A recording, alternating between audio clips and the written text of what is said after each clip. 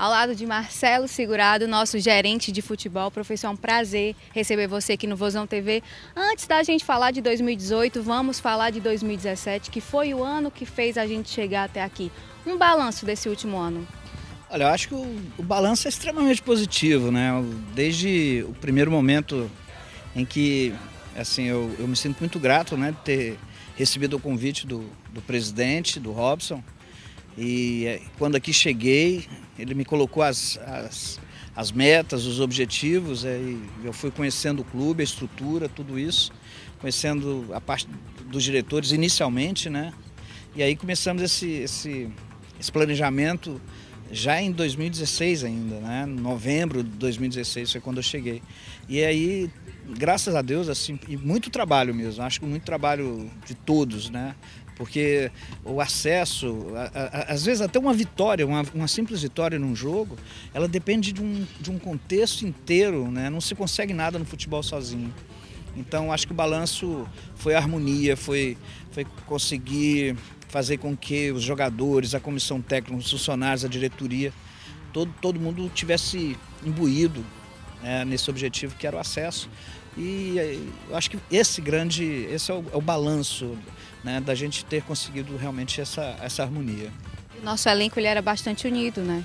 Sim, acho que esse que foi um fator, assim, muito importante, né? Além de muita qualidade, de jogadores experientes, de jogadores que a gente teve um critério muito aguçado, muito cuidado para contratar, assim como estamos fazendo agora também.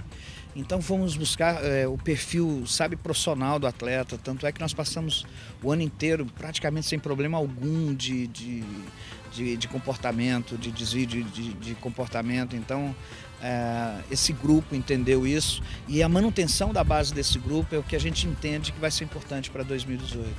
Ano passado, o nosso principal objetivo foi conquistado, que foi o acesso à Série A. Mas, no primeiro semestre, a gente conquistou também o campeonato estadual. Nesse ano de 2018, a gente tem 4 competições. Estadual, Copa do Nordeste, Copa do Brasil e Série A. Professor, dá para ter uma prioridade nessas competições? É importante que a gente queira se dar bem em todas, mas se tem prioridades? Ano passado, a gente estava meio que na obrigação de ser campeão também. Então, né, a gente tinha que cortar a sequência do rival e fizemos. Esse ano, esse início, esse calendário maluco que a gente está vivendo aí, né, jogos a cada 2 dias um jogo, é complicado. Então a gente tem que ter sim planejamento para isso. O grande objetivo nosso vai ser começarmos o Campeonato Brasileiro forte. Porque sabe qual é o nosso grande objetivo mesmo? É a longo prazo.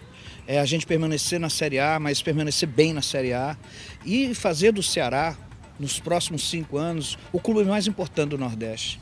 Esse é o meu sonho, essa é a vocação que eu percebo que o presidente quer, que a diretoria quer.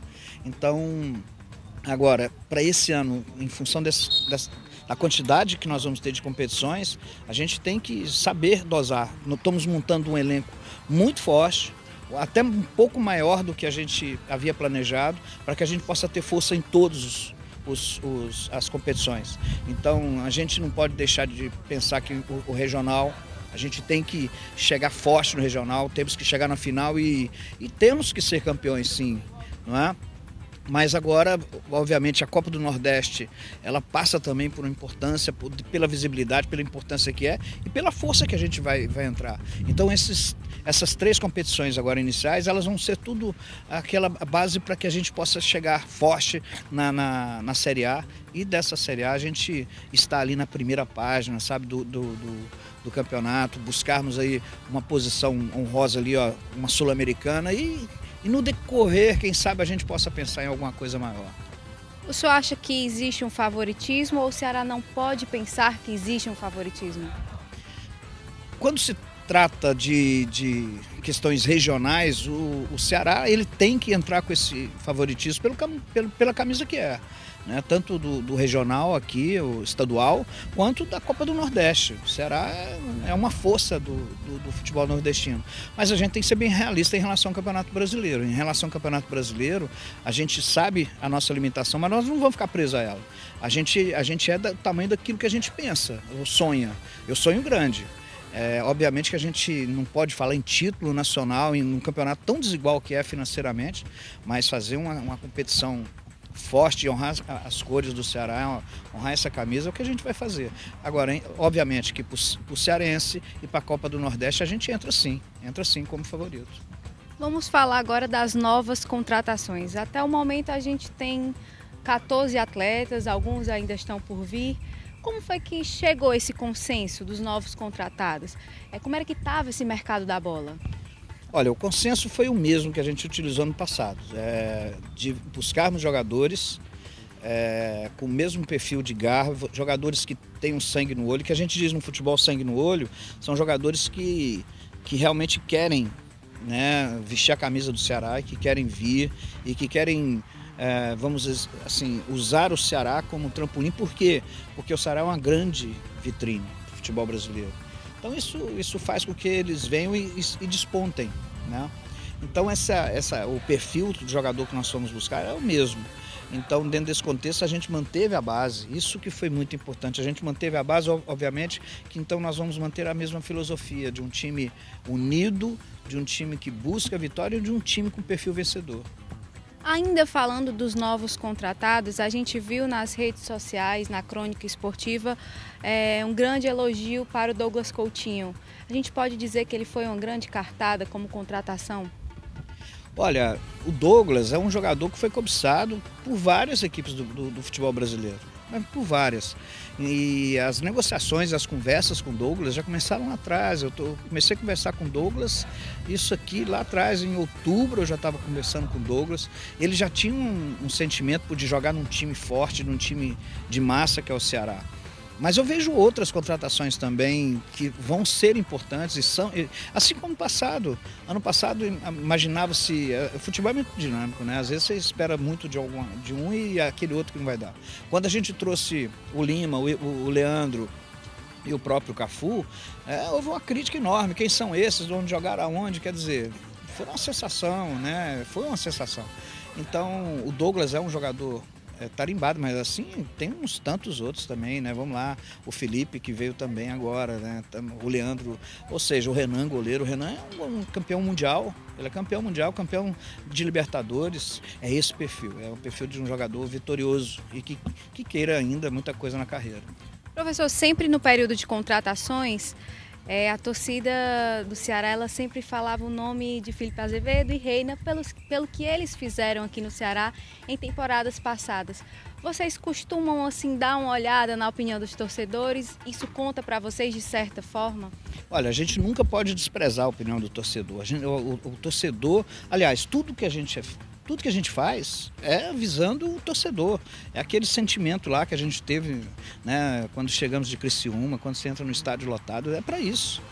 O trabalho é feito nisso. Só que o torcedor é passional, é muita emoção. E, obviamente, a gente que está no futebol, a gente que vive o dia a dia, então, às vezes, a gente tem algum conhecimento, a gente sabe alguma coisa de um detalhe que, às vezes, não aparece tanto. Então, o Reina é um jogador que em 2017 ele fez mais de 30 jogos, o Reina fez 22 gols, alguma coisa nesse sentido, né? O Felipe, não precisa dizer a qualidade, é um jogador que vem jogando também no campeonato asiático com muita intensidade, né? Então, eu acho que essa história do jogador voltar, depende de como ele vai voltar.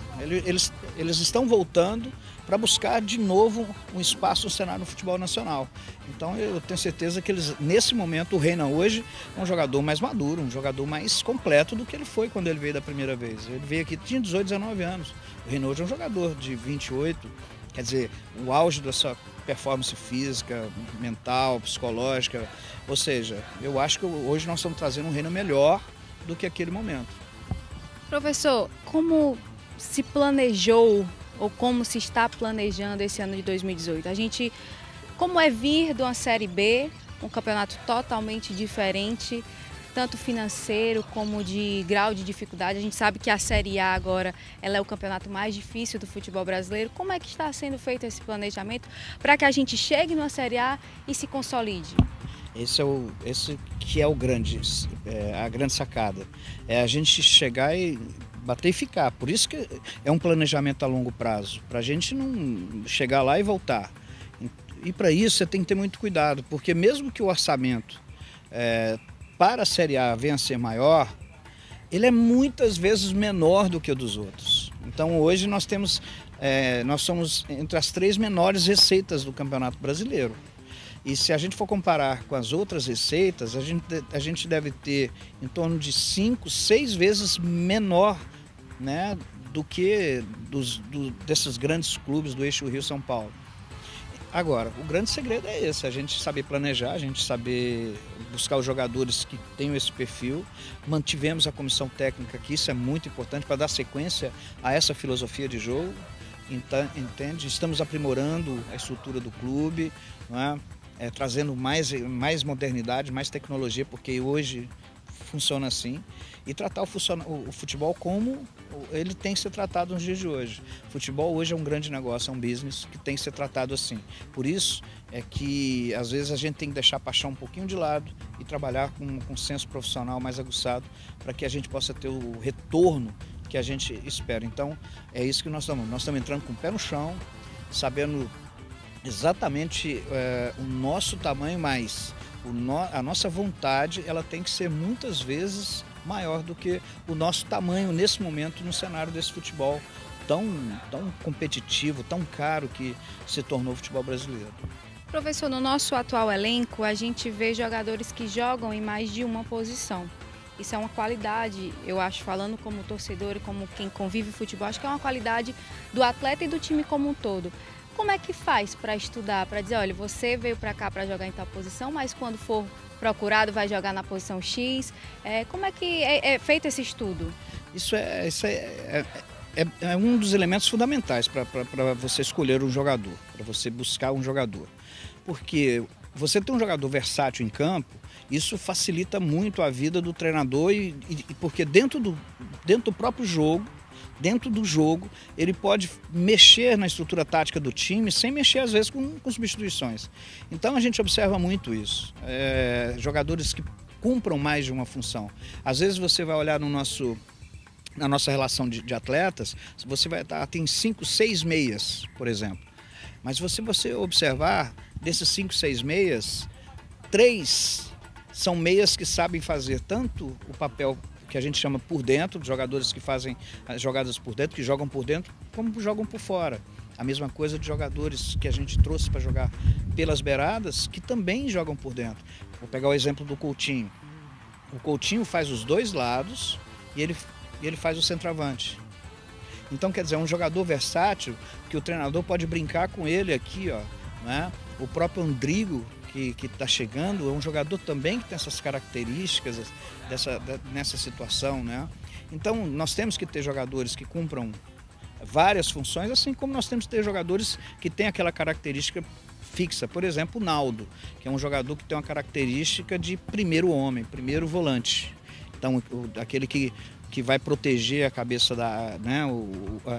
a defesa, aquele elemento que tem uma boa saída, mas que tem essa característica. Então, acho que é um misto disso. O próprio Hernandes também, que no América jogou como volante, aqui faz bem a lateral. O Pio, que fez a lateral e hoje vai jogar mais como volante. E é legal ter porque numa contusão ou algo do tipo, ou um cartão vermelho, terceiro amarelo, a gente consegue brincar com isso aí e o time não vai sair prejudicado. Exato, ano passado, por várias vezes o Rafael Carioca, ele foi utilizado na segunda linha porque ele também é bastante ofensivo, né? O Romário sempre fazia mais a primeira e jogou muitas vezes os 2. Então, a gente entende hoje, se dentro do jogo precisar de mais um volante, você pode deslocar o Hernandes ali para dentro. Então é esse misto de coisa e sempre valorizando, né? Observando agora a copinha, né? Para saber quem que está vai destacar na Copinha para trazer para cá, para começar a viver essa situação do profissional. E essa versatilidade, o futebol hoje, eu vivo falando para eles, para os atletas, o futebol evoluiu para tal forma que não tem mais aquela situação de um jogador que faça somente uma função. Hoje ele tem que estar dentro de uma dinâmica, entender hoje a filosofia de jogo do treinador, tem que entender.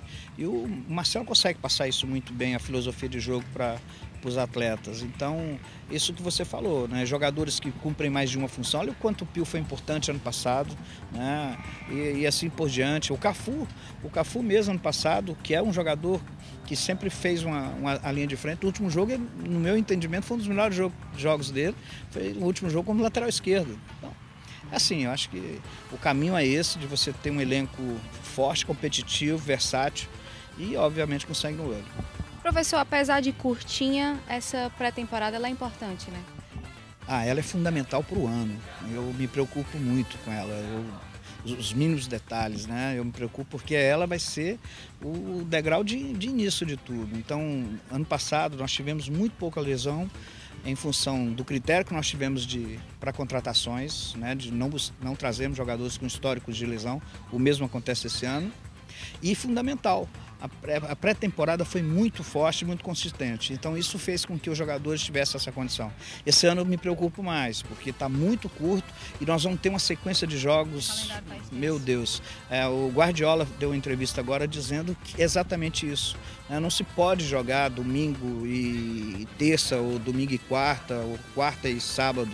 É desumano. Mas é o futebol brasileiro, não é o Ceará, não é o estado do Ceará.